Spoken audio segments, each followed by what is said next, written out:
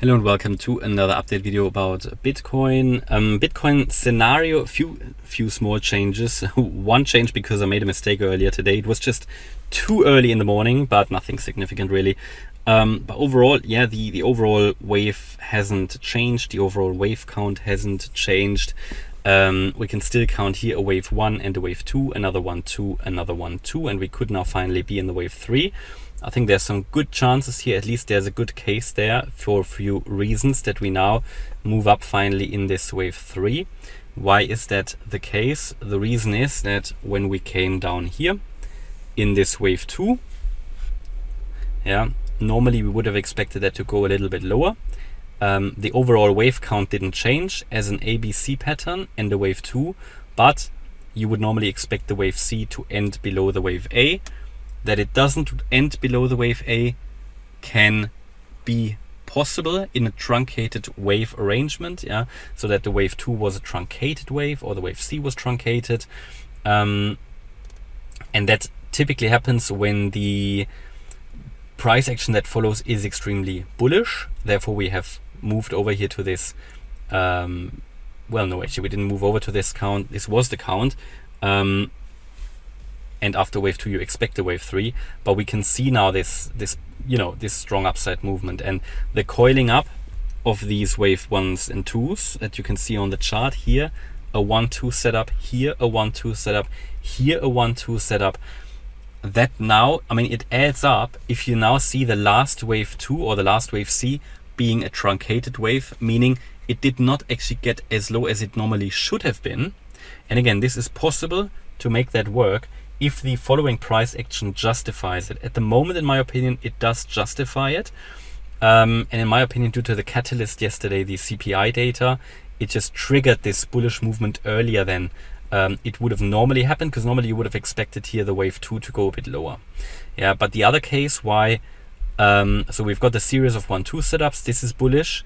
What is also bullish is that we're holding above the 50-day moving average and that we broke above that so-called bear flag again. Yeah, and that we can count obviously those impulsive moves here to the upside in a wave 1, which indicates that the trend has changed to the upside. But don't get, please don't think that we can only go up. No, at the moment, 60% probability for the bullish scenario to work out, meaning we're not going to go below 17.6k anymore. So that means even in the bullish scenario, we could go to 20.7k. We could go down to 18.8k, yeah. All of this is part of the bullish scenario, and all of this is possible in this chart still. Yeah, there's a lot of uncertainty still in the chart. We are very, very early in the beginning of a new uptrend, but it's not an established uptrend yet. So it can very well still easily be moved over into a downtrend. And the bearishness is still present in the chart. There's a bearish overhang here. Talked about that in previous videos. We talked about the WXY pattern, which can still play out, and that we would need to move above 25,755 to make that less likely. Now in this bullish scenario we are on a good way, and we could make the bearish one less likely. More imminently now, yeah, this is sort of the updated wave count.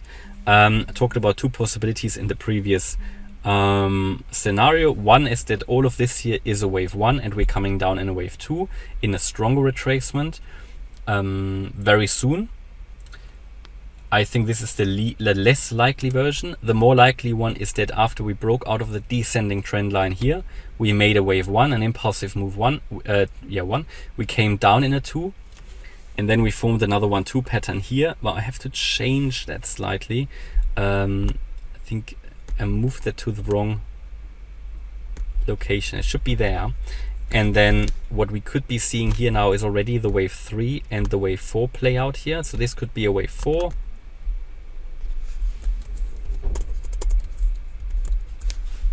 So this could be a wave 4, and up there that was the wave 3, which also means the wave 4 might actually unfold as a triangle here at the moment. And we can go with this scenario as long as the low of the wave 4 stays above 24,243 US dollars.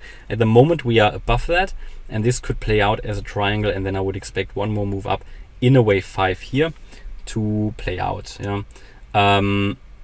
this is sort of how I see it at the moment. This can change. This is micro counting, as I said, you know. So if these waves move in the next video, they are basically to give you an orientation. They can change. You know, this is really micro counting, and just because micro counts here get invalidated or change or shift, this doesn't change anything in the higher level wave count. Yeah, so as long as we are staying above this meaningful low here, which you can see at 23,525, pretty much here, this green wave 2 low, as long as we're holding this, we can be on the bullish side. Yeah. Now we can calculate target for the wave 3 here, the green wave 3. So let's just do this. To the wave 1, down to the 2, and we look at the 1.618 extension. That could take us here to $25,900. Yeah, based on the latest wave count. That wave 3. Now, therefore, I'm a bit unsure how this lower level wave count is going to play out. We will see. The wave 5 could, of course, be an extended one. Absolutely. So 25,900 would actually be the guideline here at the moment. Yeah. So this is how I currently see this. And from here then, when this wave 3 is finished, we would expect a wave 4 to the downside. That is normally quite a shallow retracement. So this is sort of what would need to happen in the bullish scenario. Yeah. In a bearish scenario, we obviously could now be in the Y wave. This is the bearish one. So in the bearish one, it would work out like that. Might also be worth a reminder for everyone that we could still be in the bearish scenario. And again, it would be, again, taking out lows will make the bearish one more likely. And if we see impulsive moves down anyway, but as soon as I see something, I will of course make you aware. Important to hold generally for the bullish scenario. There's a few key levels here. 22,400 is a key one. Another key one is 20,700, and the last resort for the bulls in this scenario here would be 18,900.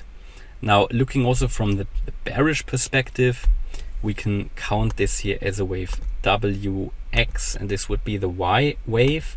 Again, that should not exceed 25,750 or something. Yeah, roughly in that range, 25,770. And from here, we could then start an impulsive sell-off. Now, as soon as I see that, I will make you aware. This could, of course, mean at any point now we could start an impulsive sell-off to the downside. If we see that, then it would indicate that, hey, we are already on the way down, and this is only the bearish scenario. But at the moment, I have to say I'm leaning more towards the bullish one, and it's starting to look better and better. Okay, and that's my update about Bitcoin. Hopefully you liked the update. If you did, please hit the like button, leave a comment and subscribe. And please also make sure you follow us on Instagram and Twitter. And also check out the channel membership. You can get access to the Telegram live chats, the Discord server, my own buy and sell orders. Gold members can get some signals. I share my TradingView charts. So all of this can be updated live on TradingView. You will see it. So yeah, that's the video today about Bitcoin. There will be probably another one later. Hopefully you liked it. Thanks a lot for watching. Bye bye.